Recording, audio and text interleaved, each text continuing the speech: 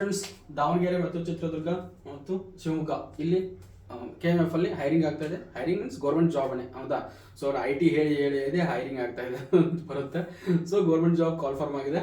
So ಇಲ್ಲಿ ಬಂದ್ಬಿಟ್ಟು around 194 post call ಮಾಡಿದ್ರೆ ಪ್ರತಿಯೊಂದು ಒಳ್ಳೊಳ್ಳೆ ಪೋಸ್ಟ್ ಇದಾವೆ. ಸ್ಯಾಲ್ರಿ ಕೂಡ ಅಷ್ಟೇ ಚೆನ್ನಾಗಿದೆ. 80,000, 70,000, 1 ಲಕ್ಷ ಈ ಸಲ ಎಲ್ಲ ಸ್ಯಾಲ್ರಿ ಇದೆ. ಸೊ ಒಂದು ಒಳ್ಳೆ ಪೋಸ್ಟ್ ಅಂತ ಹೇಳ್ಬೋದು. ಸೊ ಯಾರು ಮಿಸ್ ಮಾಡೋಕೋಬೇಡಿ. ಯಾವ ಥರ ಅಪ್ಲೈ ಮಾಡಬೇಕು, ಏನೇನು ಮಾಡಬೇಕು ಪ್ರತಿಯೊಂದು ನೀಟಾಗಿ ಡಿಸ್ಕಷನ್ ಮಾಡಿದ್ದೀನಿ. ಸೊ ಎಂಡ್ ತನಕ ನೋಡಿ. ಇದೇ ಥರ ನಿಮಗೆ ಜಾಬ್ ಅಪರ್ಚುನಿಟೀಸ್ ಬೇಕಪ್ಪ ಅಂದರೆ ನಮ್ಮ ಚಾನಲ್ ಸಬ್ಸ್ಕ್ರೈಬ್ ಮಾಡ್ಕೊಳ್ಳಿ. ನಿಮಗೆ 100% ಜೆನ್ಯೂನ್ ಆಗಿರುವಂಥ ಜಾಬ್ ಅಪ್ಡೇಟ್ಸ್ ಕೊಟ್ಟೆ ಕೊಡ್ತೀನಿ. ಸೊ ನೋಡೋಣ ಬನ್ನಿ. ಶಿವಮೊಗ್ಗ, ದಾವಣಗೆರೆ ಮತ್ತು ಚಿತ್ರದುರ್ಗ ಜಿಲ್ಲಾ ಸಹಕಾರಿ ಹಾಲು ಉತ್ಪಾದಕರ ಸಂಘ ಒಕ್ಕೂಟ ಹೌದಾ. ಇದರಲ್ಲಿ ಖಾಲಿ ಇರುವ ಹುದ್ದೆಗಳ ವೃಂದದಲ್ಲಿ ಒಟ್ಟು 194 ಹುದ್ದೆಗಳು ಹೌದಾ. ಹುದ್ದೆಗಳು ನೇಮಕಾತಿ ಅರ್ಜಿಯನ್ನು ಆನ್ಲೈನ್ ಮುಖಾಂತರ ಅರ್ಜಿ ಆಹ್ವಾನಿಸಲಾಗಿದೆ. ಅರ್ಜಿ ಕರೆದಿದ್ದಾರೆ. ಸೊ ನೇಮಕಾತಿ ಪ್ರಕಟಣೆ ಹೊರಡಿಸಿದ ಹುದ್ದೆಗಳ ಸಂಖ್ಯೆ, ಮೀಸಲಾತಿ, ವರ್ಗೀಕರಣ, ವಿದ್ಯಾರ್ಹತೆ ಮತ್ತು ಅನುಭವ, ವಯೋಮಿತಿ ಸಡಿಲಿಕೆ, ಲಿಖಿತ ಪರೀಕ್ಷೆ, ಅರ್ಜಿ ಶುಲ್ಕ, ಆಯ್ಕೆ ವಿಧಾನ ಈ ಕೆಳಗಿನಂತಿರುತ್ತದೆ ಹೌದಾ. ಕೆಳಗಡೆ ಏನಿದೆಯಲ್ಲ ಅದನ್ನೆಲ್ಲ ಫುಲ್ ಡೀಟೇಲ್ ಅಲ್ಲಿ ಕೊಟ್ಟಿದ್ದಾರೆ ಅಂತ ಅರ್ಥ ಹೌದಾ. ಸೊ ಪೋಸ್ಟ್ ಒಂದೊಂದಾಗಿ ನೋಡೋಣ ಬನ್ನಿ. ಸೊ ಇಲ್ಲಿ ನಿಮ್ಗೆ ನೋಡಿ, ಸಹಾಯಕ ವ್ಯವಸ್ಥಾಪಕರ ಅಂತಿದೆ. ಅಲ್ಲಿ ನಿಮ್ಗೆ ಸ್ಯಾಲ್ರಿ ಬಂದ್ಬಿಟ್ಟು 83,000 to 1,55,000 ಸ್ಯಾಲ್ರಿ. ಒಳ್ಳೆ ಸ್ಯಾಲ್ರಿ ಅಲ್ವಾ. ಸೊ ಪೋಸ್ಟ್ ಬಂದ್ಬಿಟ್ಟು ಪ್ರವರ್ಗ, ಪರಿಶಿಷ್ಟ ಪಂಗಡ, ಆಮೇಲೆ ಪರಿಶಿಷ್ಟ ಜಾತಿ, ಪರಿಶಿಷ್ಟ ಪಂಗಡ, ಪ್ರವರ್ಗ 2A, 2B, 3A, 3B ಗಿಲ್ಲ ಹೌದಾ. ಟೋಟಲ್ ನಿಮ್ಗೆ ಇಲ್ಲಿ 3, 4, 5, 6, 7 ಪೋಸ್ಟ್ ಅಂತ ಹಾಕಿದ್ದಾರೆ. ಇಲ್ಲಿ 17 ಪೋಸ್ಟ್ ಏನಾದ್ರು ಮಿಸ್ ಆಗಿರಬೇಕು. ಮೇ ಬಿ ಜನರಲ್ಗೆ ಏನಾದರೂ ಇದು ಟೋಟಲಿ ಜನರಲ್ಗೆ 7 ಹೌದಾ. ಜನರಲ್ಗೆ ಇರೋ ಪೋಸ್ಟು 7 ಇವೆಲ್ಲ ಕೂಡಿಸಿದ್ರೆ ಟೋಟಲ್ 17 ಪೋಸ್ಟ್ ಹೌದಾ. ಸೊ ಟೋಟಲ್ 17 ಪೋಸ್ಟ್ ಇದಾವೆ. ಅದಕ್ಕೆ ಕ್ವಾಲಿಫಿಕೇಶನ್ ಏನಪ್ಪಾ ಅಂದರೆ ಯಾವ ಪೋಸ್ಟ್ಗೆ, ಸಹಾಯಕ ವ್ಯವಸ್ಥಾಪಕರು ಹುದ್ದೆಗೆ ಹೌದಾ. ಸೊ ಅದಕ್ಕೆ ನಿಮಗೆ ಕ್ವಾಲಿಫಿಕೇಶನ್ ಏನು ಬೇಕಪ್ಪ ಅಂದರೆ ಯಾವುದೇ ಡಿಗ್ರಿ ಆಗಿದ್ದ ವಿಶ್ವವಿದ್ಯಾಲಯದಿಂದ ಪಶು ವೈದ್ಯಕೀಯ ವಿಜ್ಞಾನ ಮತ್ತು ಪಶು ಸಂಗೋಪನಾ ವಿಷಯದಲ್ಲಿ BSc and AH ಪದವಿಯನ್ನು ಹೊಂದಿರಬೇಕು ಹೌದಾ. ಸೊ ಪಶು ವೈದ್ಯಾಧಿಕಾರಿಗಳಿಗೆ ಇದೊಂದು ಒಳ್ಳೆ ಅಪರ್ಚುನಿಟಿ ಅಂತ ಹೇಳ್ಬೋದು. ಸೊ ಯಾರು ಮಿಸ್ ಮಾಡಕ್ಕೆ ಹೋಗ್ಬೇಡಿ, ಅಪ್ಲೈ ಮಾಡಿ. ಯಾರು ನಿಮ್ಮ ಫ್ರೆಂಡ್ ಯಾರು ಮುಗಿಸಿದ್ರೆ ಅವರಿಗೆ ಶೇರ್ ಮಾಡಿ. ನೆಕ್ಸ್ಟು ಸಹಾಯಕ ವ್ಯವಸ್ಥಾಪಕರು, ಅಲ್ಲಿ ನಿಮಗೆ 83,000 ಹಿಡ್ಕೊಂಡು ಇಲ್ಲೂ ಸೇಮ್ ಸ್ಯಾಲರಿ 1,55,000 ಸಮಥಿಂಗ್ ಚಿಲ್ಲರ್ ಬರುತ್ತೆ. ಅದು ನಾನು ಹೇಳಲ್ಲ. ಇಲ್ಲಿ ನಿಮಗೆ ಓನ್ಲಿ ಫಾರ್ ಸಾಮಾನ್ಯ ಜನರಲ್ಗೆ ಮಾತ್ರ ಇರೋದು ಒಂದು ಪೋಸ್ಟು. ಸೊ ಅದ್ರ ಕ್ವಾಲಿಫಿಕೇಶನ್ ಏನಪ್ಪ ಅಂದರೆ ಯಾವುದೇ ವಿಶ್ವವಿದ್ಯಾಲಯದಿಂದ ಮಾನವ ಸಂಪನ್ಮೂಲ ವಿಷಯದಲ್ಲಿ 2 ವರ್ಷಗಳ ಪೂರ್ಣಾವಧಿ MBA ಜೊತೆಗೆ ಪರಿಶಿಷ್ಟ ಸಂಸ್ಥೆಗಳಲ್ಲಿ ಆಡಳಿತ ನಿರ್ವಹಣಾ 3 ವರ್ಷ ಸೇವಾನುಭವ ಮತ್ತು ಕಂಪ್ಯೂಟರ್ ಜ್ಞಾನ ಹೊಂದಿರಬೇಕು ಹೌದಾ. ಸೊ ಇಲ್ಲಿ ಅವ್ರಿಗೆ ಕೇಳಿದ್ರೆ MBA ಆಗಿರಬೇಕು, 2 ವರ್ಷ ಕರೆಕ್ಟಾಗಿ MBA ಮಾಡಿರಬೇಕು. ನೆಕ್ಸ್ಟು 3 years ಎಕ್ಸ್ಪೀರಿಯನ್ಸ್ ಇರಬೇಕು ಹೌದಾ. ವಿತ್ ಕಂಪ್ಯೂಟರ್ ನಾಲೆಜ್ ಇದ್ದರೆ ಅಪ್ಲೈ ಮಾಡಬಹುದು. ನೆಕ್ಸ್ಟು ಸಹಾಯಕ ವ್ಯವಸ್ಥಾಪಕರು, ಅಲ್ಲಿ ನಿಮಗೆ ಅದು ಕೂಡ ಸೇಮ್ ಸ್ಯಾಲರಿ ಇದೆ. ಸೊ ಪೋಸ್ಟ್ ಬಂದ್ಬಿಟ್ಟು 2A ಮಾತ್ರ ಇದೆ, ಆಮೇಲೆ 3B ಇದೆ. ಟೋಟಲ್ ಮತ್ತು ಸಾಮಾನ್ಯಗೆ ಟೋಟಲ್ 3 ಪೋಸ್ಟ್ ಇದಾವೆ ಹೌದಾ. ಕ್ವಾಲಿಫಿಕೇಶನ್ ಬಂದ್ಬಿಟ್ಟು ನಿಮಗೆ ಕೃಷಿ ವಿಜ್ಞಾನ ವಿಷಯದಲ್ಲಿ BSc ಅಗ್ರಿ ಆಗಿರಬೇಕು ಹೌದಾ. ಸೊ ಇದು ಒಂದು ಒಳ್ಳೆ ಅಪರ್ಚುನಿಟಿ ಅಂತ ಹೇಳ್ಬೋದು. ಅಪ್ಲೈ ಮಾಡ್ಕೋಬೋದು. ಯಾರು ನಿಮ್ಮ ಫ್ರೆಂಡ್ ಏನಾದರೂ ಕಂಪ್ಲೀಟ್ ಆಗಿದ್ರೆ ಅವ್ರಿಗೆ ಶೇರ್ ಮಾಡಿ. ನೆಕ್ಸ್ಟು ಸಿಸ್ಟಮ್ ಆಫೀಸರ್ ಅಂತೇಳಿ ಓನ್ಲಿ 1 ಪೋಸ್ಟ್ ಇದೆ. ಅದು ಓನ್ಲಿ ಜನರಲಲ್ಲಿದೆ. ಅದು ಮಹಿಳಾ ಹೌದಾ. ಸೊ ಮಹಿಳಾ ಜನರಲ್ 1 ಮಾತ್ರ ಇರೋದು, ಅವರು ಅಪ್ಲೈ ಮಾಡ್ಕೋಬೋದು. ಅವ್ರದ್ದು ಕ್ವಾಲಿಫಿಕೇಶನ್ ಬಂದ್ಬಿಟ್ಟು BE computer science information science engineering ಪದವಿಯಲ್ಲಿ ಹೊಂದಿರಬೇಕು ಹೌದಾ. ಇಂಜಿನಿಯರಿಂಗ್ ಆಗಿರಬೇಕು. ಯಾವುದಪ್ಪ ಕಂಪ್ಯೂಟರ್ ಸೈನ್ಸ್ ಅಲ್ಲ, ಇನ್ಫಾರ್ಮೇಷನ್ ಸೈನ್ಸ್ ಕಂಪ್ಲೀಟ್ ಆಗಿರಬೇಕು ಹೌದಾ. ಸೊ ನೆಕ್ಸ್ಟ್ ಪೋಸ್ಟ್ ಬಂದ್ಬಿಟ್ಟು ನಿಮಗೆ ಮಾರುಕಟ್ಟೆ ಅಧಿಕಾರಿ. ಸ್ಯಾಲರಿ ಬಂದ್ಬಿಟ್ಟು 69,250 ಆ್ಯಂಡ್ 1,34,200 ಸ್ಯಾಲರಿ ಇದೆ. ಟೋಟಲ್ 2 ಪೋಸ್ಟ್ ಇದೆ ಹೌದಾ. ಸೊ 2 ಪೋಸ್ಟ್ ಇರೋದು. ಈಗ ಪರಿಶಿಷ್ಟ ಪಂಗಡ ಒಳಗಡೆ 1 ಪೋಸ್ಟ್ ಮಾತ್ರ ಇರೋದು, ಸಾಮಾನ್ಯದಲ್ಲಿ 1 post, total 2 post. So qualification ಬಂದ್ಬಿಟ್ಟು BSc BBA ಪದವಿ ಜೊತೆಗೆ ಹೆಸರಾಂತ ಸಂಸ್ಥೆಗಳಲ್ಲಿ ಮಾರುಕಟ್ಟೆಯಲ್ಲಿ 3 ವರ್ಷ ಅನುಭವ ಹೊಂದಿರಬೇಕು ವಿತ್ ಕಂಪ್ಯೂಟರ್ ನಾಲೆಜ್ ಹೌದಾ. ಸೊ BCom BSc BBA ಯಾರೇ ಆಗಿರಲಿ ಅವ್ರು ಅಪ್ಲೈ ಮಾಡ್ಕೋಬಹುದು. 3 years ಮಾರ್ಕೆಟಿಂಗ್ ಏನಾದರೂ ನಾಲೆಜ್ ಇದ್ರೆ ಹೌದಾ. ನೆಕ್ಸ್ಟ್ ಬಂದ್ಬಿಟ್ಟು ತಾಂತ್ರಿಕ ಅಧಿಕಾರಿ ಮೆಕ್ಯಾನಿಕಲ್ ಹೌದಾ. ಅಲ್ಲಿ ನಿಮ್ಗೆ ಬಂದ್ಬಿಟ್ಟು 2 ಪೋಸ್ಟ್ ಇದಾವೆ. ಸ್ಯಾಲರಿ ಬಂದ್ಬಿಟ್ಟು ಸೇಮು, ಅದು ಓನ್ಲಿ ಸಾಮಾನ್ಯ ಹೌದಾ, ಜನರಲ್ ಮಾತ್ರ ಇದೆ. ಅಲ್ಲಿ ಕಾನೂನು ರೀತಿಯ ಮಾನ್ಯತೆ ಪಡೆದ ವಿಶ್ವವಿದ್ಯಾಲಯದಿಂದ BE ಮೆಕ್ಯಾನಿಕ್ಸ್ ಪದವಿ ಪಡೆದಿರಬೇಕು. ಮೆಕ್ಯಾನಿಕಲ್ ಆದವರು ಇದಕ್ಕೆ ಅಪ್ಲೈ ಮಾಡ್ಕೋಬಹುದು. ನೆಕ್ಸ್ಟು ತಾಂತ್ರಿಕ ಅಧಿಕಾರಿ, ಹೌದಾ, ಎಲೆಕ್ಟ್ರಿಕಲ್ ಆ್ಯಂಡ್ ಎಲೆಕ್ಟ್ರಾನಿಕ್ಸ್ ಅಲ್ಲಿ ಒಂದು ಪೋಸ್ಟ್ ಇದೆ, ಅದು ಇತರೆ ಪ್ರವರ್ಗ ಒಂದರಲ್ಲಿದೆ. ಸೊ ನೆಕ್ಸ್ಟು ಅವ್ರ ಕ್ವಾಲಿಫಿಕೇಶನ್ ಬಂದ್ಬಿಟ್ಟು B electronics and mechanics electrical and electronics ಆಗಿರಬೇಕು, ಮೆಕ್ಯಾನಿಕ್ಸ್ ಮೇಲ್ಗಡೆ ಪೋಸ್ಟ್, ಹೌದಾ. ಸೊ ನೆಕ್ಸ್ಟ್ ಪೋಸ್ಟ್ ಬಂದ್ಬಿಟ್ಟು ತಾಂತ್ರಿಕ ಅಧಿಕಾರಿ, ಮತ್ತು ಇಲ್ಲಿ ನಿಮ್ಗೆ ಅವ್ರ ಸ್ಯಾಲ್ರಿ ಬಂದ್ಬಿಟ್ಟು 69,000 ಹೇಳ್ಕೊಂಡು 1,34,200 ಸ್ಯಾಲ್ರಿ ಇರುತ್ತೆ. 2 ಪೋಸ್ಟ್ ಖಾಲಿದಾವೆ ಟೋಟಲ್. ನಿಮಗೆ ಇಲ್ಲಿ 2 ಅಂತ ಹೇಳಿದ್ರೆ, ಇಲ್ಲಿ 1 ಅಂತ ಹೇಳಿದ್ದಾರೆ. ಸೊ ಇಲ್ಲಿ ಐ ಥಿಂಕ್ ಒಂದೇ ಇದೆ, ಸೊ ಏನೋ ಪ್ರಿಂಟಿಂಗ್ ಮಿಸ್ಟೇಕ್ ಆಗಿರುತ್ತೆ. ಸೊ ಒಂದು ಪೋಸ್ಟು ಅದು ಸಾಮಾನ್ಯ ಮಹಿಳೆ ಇದೆ. ಭಾರತೀಯ ಕಾನೂನು ರೀತಿಯ ಆಫೀಸರ್ ಯಾವುದೇ ಮಾನ್ಯತೆ ಪಡೆದ ವಿಶ್ವವಿದ್ಯಾಲಯದಿಂದ MSc ಕೆಮಿಸ್ಟ್ರಿ ಆಗಿರಬೇಕು. MSc ಕೆಮಿಸ್ಟ್ರಿ ಯಾರ್ದಾಗಿದೆಯಲ್ಲ ಅವ್ರು ಇಲ್ಲಿ ಅಪ್ಲೈ ಮಾಡ್ಕೋಬಹುದು. ನೆಕ್ಸ್ಟ್ ತಾಂತ್ರಿಕ ಅಧಿಕಾರಿ ಮೈಕ್ರೋಬಯಾಲಜಿ, ಹೌದಾ. ಸೊ ತಾಂತ್ರಿಕ ಅಧಿಕಾರಿ ಅಂದ್ರೆ ಮೈಕ್ರೋಬಯಾಲಜಿ ಪೋಸ್ಟ್ಗೆ ಒಂದು ಪೋಸ್ಟ್ ಇದೆ. ಸೊ ಅವರು ನೀವು ಇಲ್ಲಿ ಅದು ಕೂಡ ಈ ಥರ ಒಂದು ಪೋಸ್ಟ್ ಇದೆ 2A. ಇಲ್ಲಿ ನೀವು ಬಂದ್ಬಿಟ್ಟು MSc ಮೈಕ್ರೋಬಯಾಲಜಿ ಆಗಿರಬೇಕು, ವಿತ್ ಕಂಪ್ಯೂಟರ್ ನಾಲೆಜ್ ಇರಬೇಕು. ಅವ್ರು ಇಲ್ಲಿ ಬೇಕಾದ್ರೆ ಅಪ್ಲೈ ಮಾಡ್ಕೋಬಹುದು. ನೆಕ್ಸ್ಟು ತಾಂತ್ರಿಕ ಅಧಿಕಾರಿ ಅವ್ರ ಪೋಸ್ಟ್ ಬಂದ್ಬಿಟ್ಟು ಸ್ಯಾಲ್ರಿ ಬಂದ್ಬಿಟ್ಟು 69,200 ಮತ್ತು 1,34,200. ಇಲ್ಲಿ ನಿಮಗೆ 14 ಪೋಸ್ಟ್ ಇದಾವೆ. ಸೊ ಇತರೆ ಒಂದು ಪರಿಶಿಷ್ಟ ಜಾತಿಯ ಒಂದು, ಅದರಲ್ಲಿ ಒಂದು ಪರಿಶಿಷ್ಟ ಪಂಗಡ ಮಹಿಳಾ ಒಂದು, ಮತ್ತೆ ಇಲ್ಲಿ ಮಹಿಳಾ ಮತ್ತು ಗ್ರಾಮೀಣ ಒಂದು, ಇತರೆ ಒಂದು ಅಂಗವಿಕಲ ಮಹಿಳಾ ಗ್ರಾಮೀಣ ಇತರೆ, ಇಲ್ಲಿ ಟೋಟಲ್ 5. ಟೋಟಲ್ ಪೋಸ್ಟ್ ಬಂದ್ಬಿಟ್ಟು 14, ಹೌದಾ. ಸೊ ಇಲ್ಲಿ ನಿಮಗೆ ಕ್ವಾಲಿಫಿಕೇಶನ್ ಡಿಗ್ರಿ ಆಗಿರಬೇಕು, BTech ಡೈರಿ ಟೆಕ್ನಾಲಜಿ, ಹೌದಾ. BTech ಅಲ್ಲಿ ಡೈರಿ ಟೆಕ್ನಾಲಜಿ ಯಾರಾದರೂ ಮಾಡಿದ್ರೆ ಅವರಿಗೆ ಆದಷ್ಟು ಬೇಗ ಶೇರ್ ಮಾಡಿ, ವಿತ್ ಕಂಪ್ಯೂಟರ್ ನಾಲೆಜ್ ಇರಬೇಕು, ಎಕ್ಸ್ಪೀರಿಯನ್ಸ್ ಏನು ಕೇಳಿಲ್ಲ. ಸೊ ನೆಕ್ಸ್ಟ್ ಪೋಸ್ಟ್ ಬಂದ್ಬಿಟ್ಟು ಕೆಮಿಸ್ಟ್ ದರ್ಜೆ, ಹೌದಾ. ಸೊ ಇಲ್ಲಿ ಸ್ಯಾಲರಿ ಬಂದ್ಬಿಟ್ಟು 54,175, 99,400 ಇರುತ್ತೆ. 4 ಪೋಸ್ಟ್ ಇದಾವೆ ಟೋಟಲಿ. ಮಿಸ್ಟೇಕ್ ಮಾಡಿರ್ತಾರೆ, ಪ್ರಿಂಟಿಂಗ್ ಮಿಸ್ಟೇಕ್ ಆಗಿರುತ್ತೆ. ಟೋಟಲ್ 2 ಪೋಸ್ಟ್ ಮಾತ್ರ, ಹೌದಾ. ಪರಿಶಿಷ್ಟ ಜಾತಿ ಪರಿಶಿಷ್ಟ ಪಂಗಡ ಒಳಗಡೆ, ಪರಿಶಿಷ್ಟ ಜಾತಿ ಇತರೆ ಒಳಗಡೆ ಒಂದು, ಆಮೇಲೆ ಸಾಮಾನ್ಯ ಇತರೆ ಒಳಗಡೆ ಒಂದು, ಹೌದಾ. ಇವರಿಗೆ ಕ್ವಾಲಿಫಿಕೇಶನ್ ಬಂದ್ಬಿಟ್ಟು BSc ಪದವಿಯಲ್ಲಿ ಕೆಮಿಸ್ಟ್ರಿ ವಿಷಯವನ್ನು ವ್ಯಾಸಂಗ ಮಾಡಿರಬೇಕು, ಹೌದಾ. BSc ಒಳಗಡೆ BSc ಕೆಮಿಸ್ಟ್ರಿ ಆಗಿರ್ಬೇಕು, ಹೌದಾ. ಕೆಮಿಸ್ಟ್ರಿ ಒಳಗಡೆ ಆ ಸಬ್ಜೆಕ್ಟ್ ಕಲ್ತಿರ್ಬೇಕು ಅಷ್ಟೇ. ಡಿಗ್ರಿ ಒಳಗಡೆ PCM ಅಂತ ಇರುತ್ತಲ್ಲ, ಫಿಸಿಕ್ಸ್ ಕೆಮಿಸ್ಟ್ರಿ ಮ್ಯಾಥ್ಸ್, ಕೆಮಿಸ್ಟ್ರಿ ಓದಿರ್ಬೇಕಂತ ಡಿಗ್ರಿ ಆಗಿರ್ಬೇಕು. ಅದ್ರ ಜೊತೆಗೆ ಆಹಾರ ಮತ್ತು ಡೈರಿ ಘಟಕದಲ್ಲಿ ಕನಿಷ್ಠ 2 ವರ್ಷ ಅನುಭವ ಹೊಂದಿರಬೇಕು. ಅಲ್ಲೇನಾದ್ರು ಇನ್ ಡಿಪಾರ್ಟ್ಮೆಂಟಲ್ಲಿ ಏನಾದ್ರು ಇದ್ರೆ ಅವ್ರು ಒಂದು ಒಳ್ಳೆ ಆಪರ್ಚುನಿಟಿ. ಕೆಮಿಸ್ಟ್ ದರ್ಜೆ. ನೆಕ್ಸ್ಟ್ ಮೈಕ್ರೋಬಯಾಲಜಿ, ಇಲ್ಲ ಮತ್ತೊಂದು ಪೋಸ್ಟ್ ಇದೆ, ಇತರೆ ಒಂದಿದೆ, ಆಮೇಲೆ ಮಹಿಳಾ ಒಂದಿದೆ. So 2 post total. ಇತರೆ ಪರಿಶಿಷ್ಟ ಪಂಗಡ ಒಳಗಿದೆ, ಇಲ್ಲಿ ಜನರಲ್ ಒಳಗಡೆ ಮಹಿಳಾ ಅಂತಿದೆ. ಸೊ ನಿಮ್ಗೆ ಟೋಟಲ್ ಇಲ್ಲಿ ಕೂಡ ಅವರಿಗೆ ಏನಾಗಿರ್ಬೇಕಪ್ಪ ಅಂದ್ರೆ ಮೈಕ್ರೋಬಯಾಲಜಿ ಡಿಗ್ರಿ BSc ಇನ್ ಮೈಕ್ರೋಬಯಾಲಜಿ ಆಗಿರಬೇಕು. ಕಂಪ್ಯೂಟರ್ ನಿರ್ವಹಣೆ ಜ್ಞಾನ ಹೊಂದಿರಬೇಕು, ಹಾಗೂ ಡೈರಿ ಮತ್ತು ಆಹಾರ ಸಂಸ್ಕರಣ ಘಟಕದಲ್ಲಿ 2 ವರ್ಷ ಅನುಭವ ಹೊಂದಿರಬೇಕು.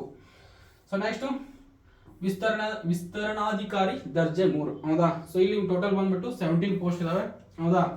ಸೊ ಪರಿಶಿಷ್ಟ ಜಾತಿ ಪರಿಶಿಷ್ಟ ಪಂಗಡ ಒಳಗಡೆ ಇತರೆ ಒಂದು ಮಹಿಳಾ ಒಂದು, ಇತರೆ ಒಂದು ಫುಲ್ ಇತರೆ ಮಹಿಳಾ ಗ್ರಾಮೀಣ ಒಂದೊಂದಿದೆ. ಆಮೇಲೆ ಇತರೆ ಒಂದು ಗ್ರಾಮೀಣ 3, ಅಂಗವಿಕಲ ಮಹಿಳಾ ಒಂದು. ಟೋಟಲ್ ಬಂದ್ಬಿಟ್ಟು 17 ಪೋಸ್ಟ್, ಹೌದಾ. ಸೊ ಇವರಿಗೆ ನಿಮ್ಮ ಕ್ವಾಲಿಫಿಕೇಶನ್ ಮಾನ್ಯತೆ ಪಡೆದ ವಿಶ್ವವಿದ್ಯಾಲಯದಿಂದ ಯಾವುದೇ ಪದವಿಯೊಂದಿಗೆ ಕಂಪ್ಯೂಟರ್ ನಿರ್ವಹಣೆ ಜ್ಞಾನ ಹೊಂದಿರಬೇಕು, ಹೌದಾ. Any degree with computer knowledge apply ಮಾಡ್ಕೋಬಹುದು.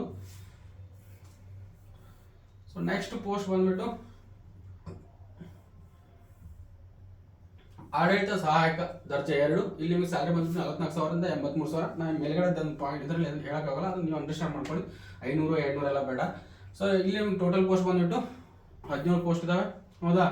ಸೊ ಈ ಇತರೆ ಒಂದು ಮಹಿಳಾ ಮತ್ತು ಇತರೆ ಎಲ್ಲದರಲ್ಲಿ ಪೋಸ್ಟ್ ಇದಾವೆ. ಸೊ ಟೋಟಲ್ ಮತ್ತು ಸಾಮಾನ್ಯ ಜನರಲ್ ಅಲ್ಲಿ ಒಂದು 8 ಪೋಸ್ಟು, ಟೋಟಲ್ 17 ಪೋಸ್ಟ್ ಇದಾವೆ, ಹೌದಾ. ಸೊ ನೆಕ್ಸ್ಟ್ ಇವ್ರಿಗೂ ಕೂಡ ಏನಿರ್ಬೇಕಪ್ಪ ಅಂದ್ರೆ ಸ್ಥಾಪನೆ ಮಾನ್ಯತೆ ಪಡೆದ ವಿಶ್ವವಿದ್ಯಾಲಯದಿಂದ ಯಾವುದೇ ಪದವಿಯೊಂದಿಗೆ ಕಂಪ್ಯೂಟರ್ ಜ್ಞಾನ ಹೊಂದಿರಬೇಕು, any degree with computer knowledge, ಹೌದಾ. ನೆಕ್ಸ್ಟ್ ಲೆಕ್ಕ ಸಹಾಯಕ ದರ್ಜೆಗೆ 2 post, post 2. So total post ಬಂದ್ಬಿಟ್ಟು 12, ಹೌದಾ. ವೇತನ ಶ್ರೇಣಿ 44,000 ಇಂದ 83,000 ರೂಪಾಯಿ ಇರುತ್ತೆ. ಮಹಿಳಾ ಗ್ರಾಮೀಣ ಅಂಗವಿಕಲ ಮಹಿಳಾ ಇತರೆ ಟೋಟಲ್ ಪೋಸ್ಟು. ಇಲ್ಲಿ ನಿಮಗೆ ಸಾಮಾನ್ಯ ಒಳಗಡೆ 2, 3, 4 ಟೋಟಲ್ 12 ಪೋಸ್ಟು. ಸೊ ಎಲ್ಲದರಲ್ಲೂ ಇದಾವೆ. ಪರಿಶಿಷ್ಟ ಜಾತಿ ಮತ್ತು ಪ್ರವರ್ಗದಲ್ಲಿ ಇಲ್ಲ, 2B ಇಲ್ಲ, 3A ಇಲ್ಲ, ಉಳಿಕಿದ್ರಲ್ಲಿ ಎಲ್ಲದರಲ್ಲೂ ಇದ್ದಾವೆ. ಸೊ ನೋಡ್ಕೊಂಡು ಅಪ್ಲೈ ಮಾಡ್ಕೊಳ್ಳಿ. ಆ್ಯಂಡ್ ಇಲ್ಲಿ ನಿಮಗೆ BCom ಪದವಿಯೊಂದಿಗೆ ಟ್ಯಾಲಿ ಸರ್ಟಿಫಿಕೇಟ್ ಅಥವಾ ಕಂಪ್ಯೂಟರ್ ನಿರ್ವಹಣಾ ಜ್ಞಾನ ಹೊಂದಿರಬೇಕು. ಹೌದಾ, ಟ್ಯಾಲಿ ಸರ್ಟಿಫಿಕೇಟ್ ಇಲ್ಲಾಂದ್ರೆ ಇದ್ರೂ ನಡೆಯುತ್ತೆ, ಇಲ್ಲಾಂದ್ರೆ ಕಂಪ್ಯೂಟರ್ ನಾಲೆಜ್ ಇದ್ರೂ ನಡೆಯುತ್ತೆ, ಎರಡರಲ್ಲಿ ಒಂದಿದ್ರೆ ಸಾಕು. ಆದರೆ BCom ಅಂತ ಕಂಪಲ್ಸರಿ ಆಗಿರಬೇಕು, ಅವ್ರು ಅಪ್ಲೈ ಮಾಡ್ಕೋಬಹುದು. ಮತ್ತು ನಿಮಗೆ ಮಾರುಕಟ್ಟೆ ಸಹಾಯಕ ದರ್ಜೆ 2, ಸೊ ಅದರಲ್ಲಿ ನಿಮಗೆ 10 ಪೋಸ್ಟ್ ಇದಾವೆ. ಆಮೇಲೆ ನಿಮ್ಗೆ ಸ್ಯಾಲರಿ ಬಂದ್ಬಿಟ್ಟು 44,400 ಹಿಡಿದು 83,700 ಇರುತ್ತೆ. ಇಲ್ಲಿ ಪರಿಶಿಷ್ಟ ಜಾತಿ ಮತ್ತು ಪರಿಶಿಷ್ಟ ಪಂಗಡ ಒಳಗೆ ಮಹಿಳಾ 1, ಗ್ರಾಮೀಣ 1, ಅಂಗವಿಕಲ 1, ಮಹಿಳಾ, ಗ್ರಾಮೀಣ, ಮಹಿಳಾ ಟೋಟಲ್ ಇಲ್ಲಿ. ಮತ್ತೆ ಸಾಮಾನ್ಯ ಒಳಗಡೆ ಮಹಿಳಾ, ಗ್ರಾಮೀಣ ಯೋಜನೆ ಅಡಿಯಲ್ಲಿ, ಪರಿಶಿಷ್ಟ ಯೋಜನೆ ಅಡಿಯಲ್ಲಿ ಅಂತೆಲ್ಲ ಬರುತ್ತೆ. ಟೋಟಲ್ ಅಲ್ಲಿ 10 ಪೋಸ್ಟು. ಹೌದಾ, ಸೊ ಟೋಟಲ್ 4 + ಇವು ಎಲ್ಲ ಕೂಡಿ 10 ಪೋಸ್ಟು. ಸೊ ಇವರಿಗೆ ಕ್ವಾಲಿಫಿಕೇಶನ್ ಬಂದ್ಬಿಟ್ಟು BBM ಅಥವಾ BSc BCom ಪದವಿಯೊಂದಿಗೆ ಕಂಪ್ಯೂಟರ್ ನಿರ್ವಹಣಾ ಜ್ಞಾನ ಹೊಂದಿರಬೇಕು. ಹೌದಾ, BBM ಅಥವಾ BSc BCom ಆಗಿರಬೇಕು with computer knowledge. So next post ಬಂದ್ಬಿಟ್ಟು ಕೆಮಿಸ್ಟ್ ದರ್ಜೆ. ಹೌದಾ, ಸೊ ಇಲ್ಲಿ ಪೋಸ್ಟ್ ಬಂದು ಟೋಟಲ್ 20 ಇದಾವೆ. ಹೌದಾ, ಸೊ ನಿಮಗೆ ಸ್ಯಾಲರಿ 44,000 ಹಿಡಿದು 83,000 ತನಕ ಸ್ಯಾಲರಿ ಇರುತ್ತೆ. 28 ಪೋಸ್ಟು. ಸೊ ಎಲ್ಲದರಲ್ಲೂ ಪೋಸ್ಟ್ ಇದಾವೆ, ನೋಡ್ಕೊಳ್ಳಿ. ಯಾವುದ್ರಲ್ಲೂ ಇಲ್ಲ, ಎಲ್ಲದರಲ್ಲೂ ಕರೆದಿದ್ದಾರೆ. ಸೊ ಎಲ್ಲದರಲ್ಲೂ ಇದೆ, ಏನು ಪ್ರಾಬ್ಲಮ್ ಇಲ್ಲ. ಸೊ ಟೋಟಲ್ ಪೋಸ್ಟ್ ಬಂದ್ಬಿಟ್ಟು 20 ಪೋಸ್ಟ್ ಇದಾವೆ. ಎಲ್ಲ ಜಾತಿ, ಎಲ್ಲ ಕ್ಯಾಸ್ಟ್ ಅವ್ರದವ್ರಿಗೂ ವೇಕೆನ್ಸಿ ಇದಾವೆ. ಸೊ ಕ್ವಾಲಿಫಿಕೇಶನ್ ಬಂದ್ಬಿಟ್ಟು ಅದ್ರದ್ದು BSc ಪದವಿಯಲ್ಲಿ ಕೆಮಿಸ್ಟ್ ಅಥವಾ ವಿಷಯವನ್ನಾಗಿ ವ್ಯಾಸಂಗ ಜೊತೆಗೆ ಕಂಪ್ಯೂಟರ್ ನಾಲೆಜ್ ಇರಬೇಕು. ಹೌದಾ, ಕೆಮಿಸ್ಟ್ರಿ ಸಬ್ಜೆಕ್ಟು ಓದಿದ್ರೆ ಒಂದು ಒಳ್ಳೆ ಅವಕಾಶ BSc ಒಳಗಡೆ. ಹೌದಾ, ನೆಕ್ಸ್ಟ್ ಬರೋದು ಕೆಮಿಸ್ಟ್ ದರ್ಜೆ 2. ಸೊ ಅಲ್ಲಿ ನಿಮಗೆ 8 ಪೋಸ್ಟ್ ಇದಾವೆ. ಆಲ್ಮೋಸ್ಟ್ ಪರಿಶಿಷ್ಟ ಜಾತಿ ಒಳಗಡೆ ಮಹಿಳಾ ಇದೆ, ಅಂಗವಿಕಲ ಇದೆ, ಆಮೇಲೆ ಪರಿಶಿಷ್ಟ ಜಾತಿ C ಒಳಗಡೆ, ಆಮೇಲೆ ಮಾಜಿ ಸೈನಿಕ 2A ಒಳಗಡೆ ಇದೆ, ಗ್ರಾಮೀಣ 1 ಇದೆ, 3B ಒಳಗಡೆ ಮಹಿಳಾ 2, ಗ್ರಾಮೀಣ 2 ಇದೆ. ಟೋಟಲ್ 8 ಪೋಸ್ಟ್ ಇದಾವೆ. ಸೊ ಇಲ್ಲಿ ನಿಮಗೆ ವಿಶ್ವದ BSc ಪದವಿಯೊಂದಿಗೆ ಮೈಕ್ರೋಬಯಾಲಜಿ ವಿಷಯದಲ್ಲಿ ವ್ಯಾಸಂಗ ಮಾಡಿರಬೇಕು. ಮೈಕ್ರೋಬಯಾಲಜಿ ಇರಬೇಕು ಮತ್ತು ಕಂಪ್ಯೂಟರ್ ನಾಲೆಜ್ ಇರಬೇಕು. ಹೌದಾ, ಸೊ ನೆಕ್ಸ್ಟ್ ಪೋಸ್ಟ್ ಬಂದ್ಬಿಟ್ಟು ಕಿರಿಯ ಸಿಸ್ಟಮ್ ಆಪರೇಟರ್. 13 ಪೋಸ್ಟ್ ಇದಾವೆ ಟೋಟಲು. ಸ್ಯಾಲರಿ ಬಂದ್ಬಿಟ್ಟು 44,000 ಹಿಡಿದು 83,000 ತನಕ ಇರುತ್ತೆ. ಸೊ ಇಲ್ಲಿ ಪರಿಶಿಷ್ಟ ಜಾತಿ ಒಳಗಡೆ ಒಂದು ಮಹಿಳಾ 1 ಇದೆ, ಹಾಗೆ ಪರಿಶಿಷ್ಟ ಪಂಗಡ ಒಳಗಡೆ ಗ್ರಾಮೀಣ ಮತ್ತು ಇತರ ಒಂದೊಂದಿದೆ, ಅಂಗವಿಕಲ 1, ಮಹಿಳಾ 2, ಗ್ರಾಮೀಣ 1. ಮತ್ತು ಇಲ್ಲಿ ನಿಮಗೆ ಮಾಜಿ ಸೈನಿಕ, ಇತರೆ, ಮಹಿಳಾ, ಗ್ರಾಮೀಣ ಅಂತಿದೆ. ಸೊ ಅದು ನಂಗೆ ಅಷ್ಟೊಂದು ಗೊತ್ತಾಗ್ತಿಲ್ಲ. Total 13 post. ಹೌದಾ, ಸೊ ಇವೆಲ್ಲ ಕೂತ್ಕೊಂಡು 13 ಪೋಸ್ಟ್ ಇದಾವೆ. ಸೊ ಇವರಿಗೆ ಕ್ವಾಲಿಫಿಕೇಶನ್ ಬಂದ್ಬಿಟ್ಟು ಯಾವುದೇ ಪದವಿಯೊಂದಿಗೆ ಕೆಮಿಸ್ಟ್ರಿ ಮತ್ತು 1 ವರ್ಷ diploma in computer application course ಹಾಗೂ 3 ವರ್ಷ ಅನುಭವ ಹೊಂದಿರಬೇಕು. ಹೌದಾ, ಸೊ ಇಲ್ಲಿ ಏನಾಗಿದೆಪ್ಪ ಅಂದ್ರೆ ವಿಶ್ವವಿದ್ಯಾಲಯದ ಯಾವುದೇ ಪದವಿಯೊಂದಿಗೆ ಎನಿ ಡಿಗ್ರಿ ಮತ್ತು ಡಿಪ್ಲೊಮಾ ಇನ್ ಕಂಪ್ಯೂಟರ್ ಅಪ್ಲಿಕೇಶನ್ ಆಗಿರಬೇಕು ವಿತ್ 3 years ಎಕ್ಸ್ಪೀರಿಯನ್ಸ್ ಕೇಳಿದ್ದಾರೆ. ಹೌದಾ, ಸೊ ನೆಕ್ಸ್ಟ್ ಬಂದ್ಬಿಟ್ಟು ಶೀಘ್ರ ಲಿಪಿಗಾರ. ಹೌದಾ, ಸೊ ಇಲ್ಲಿ ನಿಮ್ಗೆ ಬಂದ್ಬಿಟ್ಟು 1 ಪೋಸ್ಟ್ ಇದೆ. ಅದು ಯಾವುದಕ್ಕಪ್ಪ ಅಂದ್ರೆ ಪರಿಶಿಷ್ಟ ಜಾತಿ, ಪರಿಶಿಷ್ಟ ಅಲ್ಲಿ ಅಂಗವಿಕಲರಿಗೆ ಮಾತ್ರ. ಒಂದೊಳ್ಳೆ ಅಪಾರ್ಚುನಿಟಿ. ಯಾರಾದ್ರೂ ಪರಿಶಿಷ್ಟ ಜಾತಿಯಲ್ಲಿ ಏನಾದ್ರು ಹ್ಯಾಂಡಿಕ್ಯಾಪ್ ಇದ್ರೆ ಅಪಾರ್ಚುನಿಟಿ ಇದೆ, ಯಾರಿಗೂ ಮಿಸ್ ಮಾಡಬಹುದು. ನಿಮ್ಮ ಫ್ರೆಂಡ್ ಯಾರಾದರೂ ಹಂಗಿದ್ರೆ ಅವ್ರಿಗೆ ಶೇರ್ ಮಾಡಿ. ವಿಶ್ವವಿದ್ಯಾಲಯದಿಂದ ಯಾವುದೇ ಪದವಿಯೊಂದಿಗೆ ಸೀನಿಯರ್ ಇಂಗ್ಲಿಷ್ ಮತ್ತು ಕನ್ನಡ ಶಾರ್ಟ್ ಹ್ಯಾಂಡ್ನೊಂದಿಗೆ ಕಂಪ್ಯೂಟರ್ ಆಫೀಸ್ ಪ್ಯಾಕೇಜ್ ನಿರ್ವಹಣೆಯ ಜ್ಞಾನ ಹೊಂದಿರಬೇಕು. ಹೌದಾ, ಸೊ ನಿಮಗೆ ಇಲ್ಲಿ ಟೈಪಿಂಗ್ ಅಂತ ಬೇಕಾಗ್ತದೆ. ಸೊ ಅದಕ್ಕೆ ಅವರೇ ನೀವು ಹ್ಯಾಂಡಿಕ್ಯಾಪ್ ಇದ್ದವ್ರಿಗೆ ಅವಕಾಶ ಕೊಟ್ಟಿದ್ದಾರೆ. ನೆಕ್ಸ್ಟ್ ಕಿರಿಯ ತಾಂತ್ರಿಕರು. ಸೊ ಇಲ್ಲಿ ಪೋಸ್ಟ್ ಬಂದ್ಬಿಟ್ಟು 22 ಪೋಸ್ಟ್ ಇದಾವೆ. ಹೌದಾ, ಸೊ ಇಲ್ಲಿ ನಿಮಗೆ ಎಲ್ಲದರಲ್ಲೂ ಇದಾವೆ. ಸೊ ಪ್ರತಿಯೊಂದರಲ್ಲೂ ಇದಾವೆ. ಸೊ ನೋಡ್ಕೊಂಡು ಇದು PDF ಬೇಕಪ್ಪ ನಮ್ಮ ಗ್ರೂಪಿಗೆ ಜಾಯ್ನ್ ಆಗಿ, ಟೆಲಿಗ್ರಾಮ್ ಮತ್ತು ವಾಟ್ಸಪ್ ಅದರಲ್ಲಿ ನಿಮಗೆ ಸಿಗುತ್ತೆ. 100% ನಿಮಗೆ ಯೂಸ್ ಆಗುತ್ತೆ. ಹೌದಾ, ಸೊ ಇಲ್ಲಿ ನಿಮ್ಮ ಕ್ವಾಲಿಫಿಕೇಶನ್ ಬಂದ್ಬಿಟ್ಟು ಇಲ್ಲಿ SSLC ಯೊಂದಿಗೆ directorate general of employment and training ಇವರಿಂದ ಎಲೆಕ್ಟ್ರಿಕಲ್ ಟ್ರೇಡೆಡ್ ತರಗಡೆ ಹೊಂದಿ ಕಡ್ಡಾಯವಾಗಿ ನ್ಯಾಷನಲ್ ಟ್ರೇಡ್ ಸರ್ಟಿಫಿಕೇಟ್ ಹೊಂದಿರಬೇಕು. ಹೌದಾ, ಸೊ ನ್ಯಾಷನಲ್ ಟ್ರೇಡ್ ಸರ್ಟಿಫಿಕೇಟ್ ಇರಬೇಕು, ಅಥವಾ ಪ್ರೊವಿಷನಲ್ ನ್ಯಾಷನಲ್ ಟ್ರೇಡ್ ಸರ್ಟಿಫಿಕೇಟ್ ಅಥವಾ national counselling for vocational training NSNCVT certificate ಹೊಂದಿರಬೇಕು. ಹೌದಾ, ಸೊ SSLC ಯೊಂದಿಗೆ ಅವಷ್ಟಿರಬೇಕು. ಸ್ವಲ್ಪ ನೀಟಾಗಿ ನೋಡ್ಕೊಳ್ಳೋದು. ಯಾರು ಮಾಡಿದ್ರೆ ಅವ್ರ ಕೋರ್ಸ್ ಏನಾದ್ರು ಕಂಪ್ಲೀಟ್ ಆಗಿದೆ ಅವ್ರು ಅಪ್ಲೈ ಮಾಡ್ಕೊಳ್ಳಿ. ಹೌದಾ, ಕಿರಿಯ ತಾಂತ್ರಿಕ ಅವರಿಗೆ 10 ಪೋಸ್ಟ್ ಟೋಟಲು. ಹೌದಾ, 10 ಪೋಸ್ಟಲ್ಲಿ ನಿಮಗೆ ಮಹಿಳಾ 1 ಇದೆ, ಮಹಿಳಾ 1, ಆಮೇಲೆ ಗ್ರಾಮೀಣ 1, ಮಹಿಳಾ 1, 2Aದಲ್ಲಿ ಅಂಗವಿಕಲ ಮಹಿಳಾ, ಆಮೇಲೆ ಸಾಮಾನ್ಯ ಜನರಲಲ್ಲಿ ಮಹಿಳಾ 2, ಗ್ರಾಮೀಣ 1, ದಲ್ಲಿ 1. Total 10 post.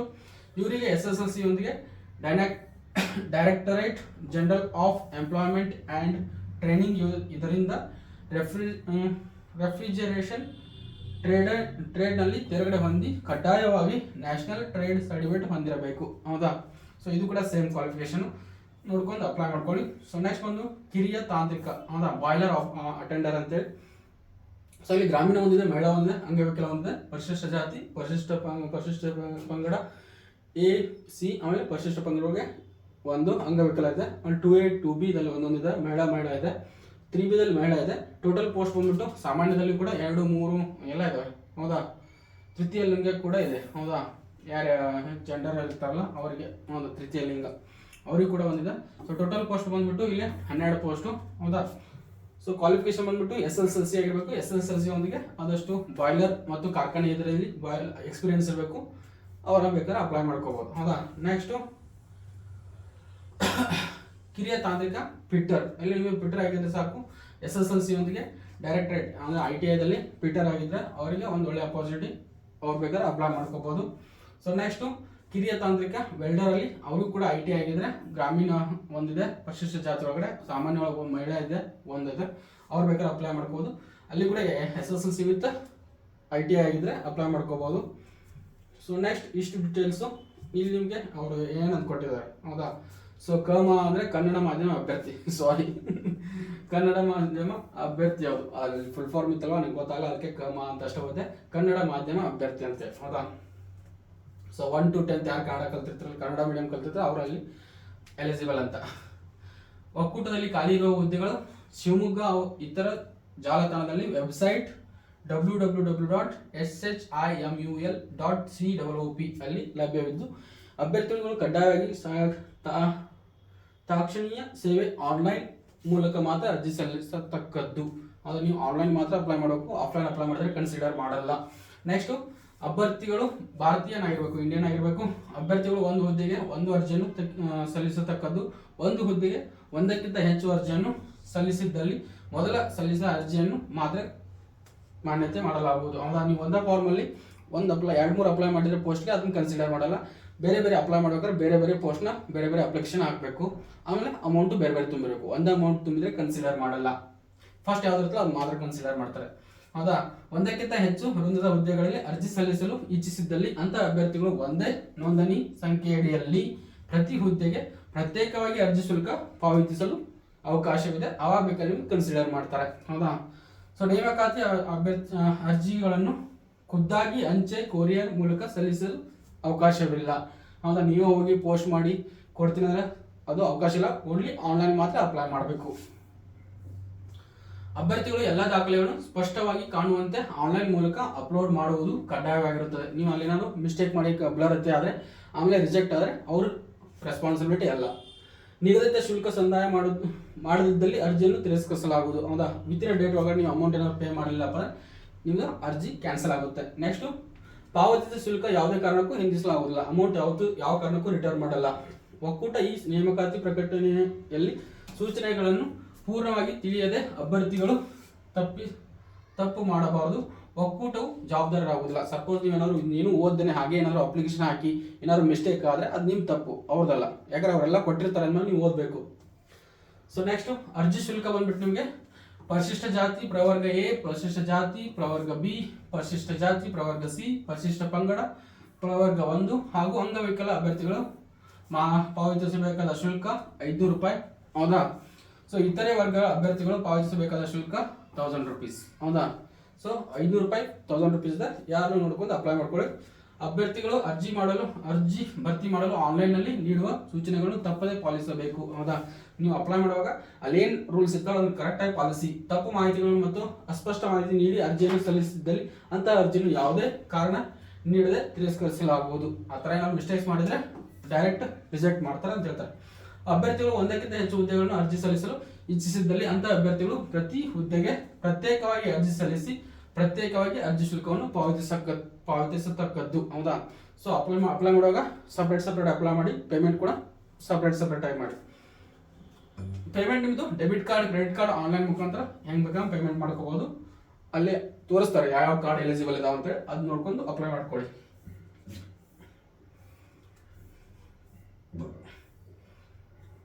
ನಿಮ್ಗೆ ಹೆಲ್ಪ್ ಲೈನ್ ಬೇಕಾದ್ರೆ ಇದನ್ನ ಸ್ಕ್ರೀನ್ಶಾಟ್ ತೊಗೊಳ್ಳಿ, ಅಥವಾ ನಿಮ್ಮ PDF ನಮಗೆ ಗ್ರೂಪಲ್ಲಿ ಹೋದರೆ ಸಿಗುತ್ತೆ. ಈ PDF ನಾನು ಶೇರ್ ಮಾಡ್ತೀನಿ ನಮ್ಮ ಗ್ರೂಪಲ್ಲಿ, ಹೌದಾ.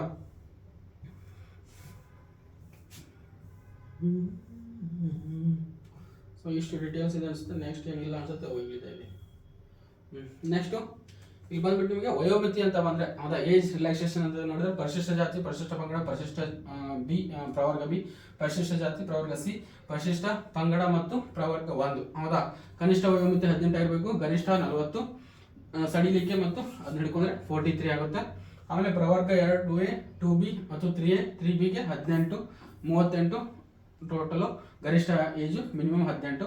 ಆಮೇಲೆ ನೀವು ಸಡಲಿಕೆ ಕೊಟ್ಟಾಗ 41 ಹೌದಾ. ಸಾಮಾನ್ಯ ವರ್ಗದವರಿಗೆ 18 ಮಿನಿಮಮ್, ಮ್ಯಾಕ್ಸಿಮಮ್ 35, ಅವರಿಗೆ 3 ಇಯರ್ಸ್ ರಿಲ್ಯಾಕ್ಸೇಷನ್ ಹೌದಾ. ಸೊ 38 ಆಗುತ್ತೆ. ಸೊ ಇಲ್ಲಿ ಮಾಜಿ ಸೈನಿಕರಿಗೆ ಬಂದರೆ 10 ವರ್ಷ ಅವ್ರಿಗೆ ಇರುತ್ತೆ. ಆಮೇಲೆ ನಿಮಗೆ ಅಂಗವಿಕಲರಾಗಿದ್ದರೆ ಅವ್ರಿಗೂ 10 ವರ್ಷ. ಸೊ ಇದು ಮಾಜಿ ಸೈನಿಕ. ವಿಧವೆಯರು ಯಾರು ಮದುವೆ ಆಗಿ ಗಂಡ ತಿಳ್ಕೊಂಡಿರ್ತಾರಲ್ಲ ಅವರಿಗೆ 10 ಇಯರ್ಸ್ ಇರುತ್ತೆ. ಆರ್ಮಿ ಅವ್ರಿಗೆ ಕೂಡ ಮಿಲಿಟರಿ ಸೇವೆಯಲ್ಲಿ ಸಲ್ಲಿಸಿದ್ದ ಅವಧಿಗೆ ಅದು ಅವರ ಅವಧಿ ಏನಿರುತ್ತಲ್ಲ ಅವ್ರಿಗೆ ಗೊತ್ತಿರುತ್ತೆ ಅವ್ರಿಗೆ ಯಾವ ಥರ ಅಂತೇಳಿ ಅದನ್ನ ಕೊಟ್ಟಿಲ್ಲ. ಆ ಥರ ಏನೂ ಕೊಟ್ಟಿಲ್ಲ ಅವ್ರಿಗೆ ಎಷ್ಟು ಎಕ್ಸಾಕ್ಟ್ ಏಜ್ ಡೇಟ್ ಏನು ಕೊಟ್ಟಿಲ್ಲ ಎಷ್ಟು ವರ್ಷ ಅಂತೇಳಿ.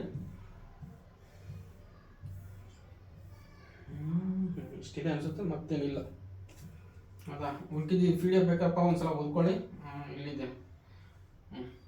ಅಭ್ಯರ್ಥಿಗಳು ಲಿಖಿತ ಪರೀಕ್ಷೆಯಲ್ಲಿ ರಿಟರ್ನ್ ಎಕ್ಸಾಮ್ ಗಳಿಸಿದ ಅಂಕಗಳ ಮೆರಿಟ್ ಆಧಾರದ ಮೇಲೆ ಮೀಸಲಾತಿಗೆ ಅನುಗುಣವಾಗಿ ಅಭ್ಯರ್ಥಿಗಳನ್ನು 1:5ಗೆ ಅನುಪಾತದಲ್ಲಿ ಮೌಖಿಕ ಸಂದರ್ಶನಕ್ಕೆ ಕರೆಯಲಾಗುವುದು. ನಿಮ್ದು ಇಂಟರ್ವ್ಯೂ ಇರುತ್ತೆ, ಇಂಟರ್ವ್ಯೂ ಅಲ್ಲಿ ಯಾವ ಥರ ಅಂತ ನಮ್ಗೆ ಗೊತ್ತಾಗಲ್ಲ.